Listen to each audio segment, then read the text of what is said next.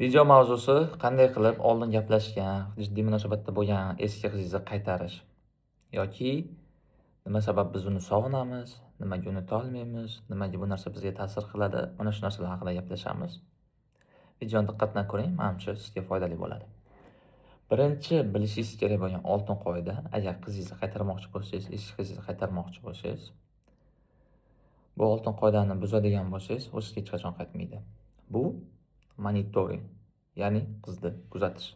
Internetdan Instagramga kirishingiz mumkin, Telegramga kirishingiz mumkin, qachon onlayn bo'libdi, drujasiga kim qo'shilibdi, kim like bosibdi, qanaqangi yangi rasm qo'yibdi, qayerda yuribdi ekan degan savollar.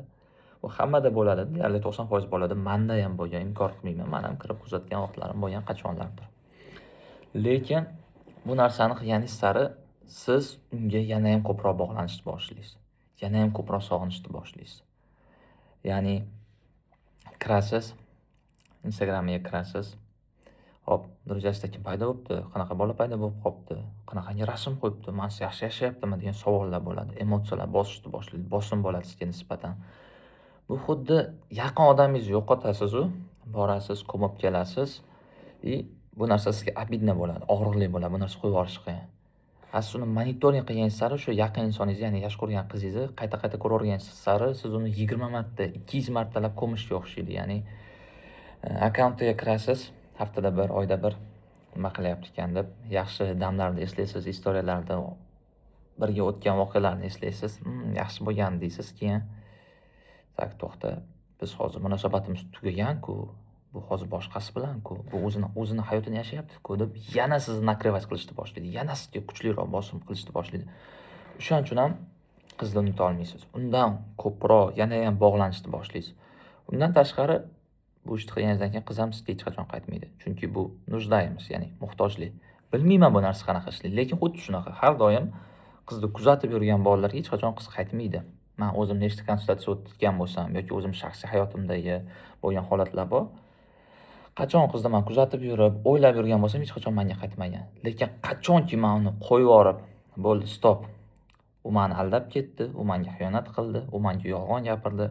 Men bu og'riqni qabul qilaman, boricha yashayman. Undan ham muhimroq narsalar bor deganimdan keyin oradan 1 oy, 2 oy, 1 yil o'tib, har doim qayta aloqaga chiqishgan. Undan tashqari o'sha konsultatsiyaga kelgan bolalarda ham. Bilmayman bu sistema qanaqa ishlaydi, lekin muhtoj bo'lsangiz, hech qachon sizga qaytmaydi. Siz qizga muhtoj bo'lsangiz, u sizga hech qachon qaytmaydi. Shu narsani miyangizga qo'yib oling. Monitoring qilsangiz, kuzatsiz, undan battar bog'lanasiz, u sizga hech qachon qaytmaydi. Keling, kattalarcha gaplashamiz. Oldingizda ikkita tanlov bor. Bir tarafda o'sha eski qizingiz sizni aldab ketgan, sizga xiyonat qilgan, sizga yolg'on gapirgan. Ikkinchi tarafda bitta yaxshi qiz. U bilan kelajakda yaxshi oila qursangiz bo'ladi. Kimni tanlaysiz? 90% bola eski qizni tanlaydi. Nimaga? Chunki u bilan har xil emotsiyalar bo'lgan, yaxshi-yomon kunlar bo'lgan. Bu xuddi yoshligingizda velligingiz bo'ladi-yu yoki eski qanaqadir mashinangizmi, o'yinchog'ingizmi, nimadir bo'ladi-yu, u bilan har xil emotsiyalardan o'tgansiz. Misol uchun velligingiz bor, ballonlar teshilib qolgan, yamagansiz, zanjirlar chiqib ketgan, to'g'onlar, moylar almashtirilib, nimadirlar qilib yurgansiz. Uni qo'yib yuborgingiz kelmaydi. Lekin yaxshi bilasiz, что u bilan kelajagi yo'q. U bilan dalsh keta olmaysiz. Bo'ldi, u vaqti tugadi, u narsadan voz kechish kerak. Yoki boshqa misol, eski qizingizni qaytarganingiz bilan ham o'qilgan kitobni boshqatdan o'qisangiz, oxiri o'zgarib qolmaydi. Yoki ko'rilgan kinoni boshqatdan ko'rsangiz, oxiri o'zgarib qolmaydi.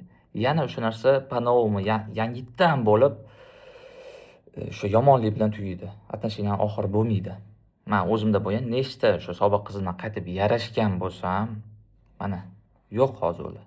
Yana tugadi, men naborat boshqatdan yana borib ko'mdim, yana отношения tugadi, men boshqatdan yana qiynaldim, shunaqangi protsessdan o'tdim. O'ylashingiz, sog'inishingiz mumkin. Bu normal. Bu narsani normal qabul qilaman. Emotsiyamiz, hammamiz odammiz, robot emasmiz, sog'inamiz, eslaymiz. Lekin qaram bo'lib, muhtoj bo'lib, sizni aldab ketgan, siz chopib ketgan odamni o'ylab yurorsiz, qaytarmoqchi bo'lsangiz, qiynalasiz. Agar siz hozir bitta qizdan voz kechib keta olmasangiz, kelajakda sizni bundan ham katta muammolar kutyapti. Bu gapni qachonlardir menga ham aytishgan, menga ta'sir qilgan. Xullas, o'zi asli videodan xulosa nima? Qizni qaytarsa bo'ladimi? Ha, bo'ladi.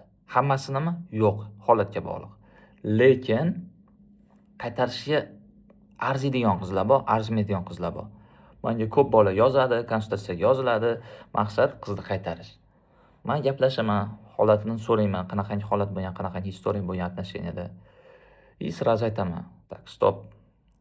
Menga to'lov qilishadi, ularda xayolida bitta narsa, ya'ni mana men to'lovni qildim, menga qizimni qaytarib bering. Men aytaman, "Voy, to'xtagin. Buni qaytarib bo'lmaydi yoki qaytarsa ham bundan foyda yo'q, oxiri yaxshilik bilan tugamaydi" desam ham, bilmayman, mo'jiza kutishadimi, hammasi yaxshi bo'lib qoladi deb o'ylashadimi?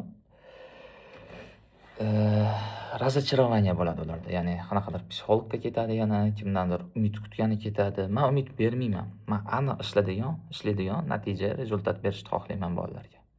Shuning uchun ham meni kontentlarim, meni videolarim bola jiddiyroq, munosabatga jiddiy qarash kerak. Ishingizda muammo bo'ladigan bo'lsa, ishxonangizda muammo bo'ladigan bo'lsa, bu ishxonangizda qoladi. Siz uyga kelib buni o'ylab yurmaysiz, hal qilsa bo'ladi. Lekin oilangizda, munosabatingizda muammo bo'lsa, bu narsa sizni hech qachon qo'yib yubormaydi. 24/7 xayolingizdan o'taveradi, aylanlaveradi. Hech qachon diqqatingiz, fokusingiz bitta joyda bo'lmaydi. Shuning uchun ham munosabatlarga jiddiy qarash kerak.